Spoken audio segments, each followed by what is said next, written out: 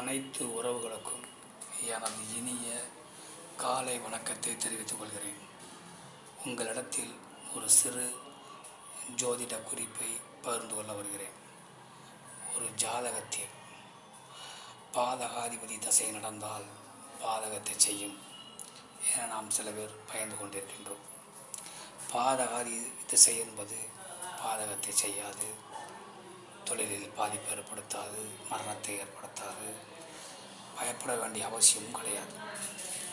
பாதகாதிபதி என்று சொல்லக்கூடியவர் லக்னாதிபதியோடு சேர்ந்திருந்தால் அல்லது திரிகோணாதிபதியோடு சேர்ந்திருந்தால், திரிகோணாதிபதி என்பது 1ஆம் அதிபதி லக்னாதிபதி, 5ஆம் அதிபதி பூர்வ புண்ணியாதிபதி, 9ஆம் அதிபதி பாக்கியாதிபதி இவர்களோடு சேர்ந்திருந்தால், அல்லது இவர்கள் பாதகாதிபதியை பார்த்தால், அல்லது குரு பகவான் பாதகாதிபதியை பார்த்தால், அது குரு பகவானோடு பாதகாதிபதி சேர்ந்திருந்தால், இப்படி அமைப்புகள் இருந்தால் அந்த ஜாதகத்தில் பாதகாதிபதி பாதகத்தை செய்ய மாட்டார்.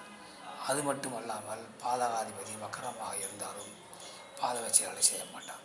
அதனால் தேவையில்லாமல் பாதகாதிபதி அவர் தசை நடக்கிறது என பயப்பட வேண்டாம்.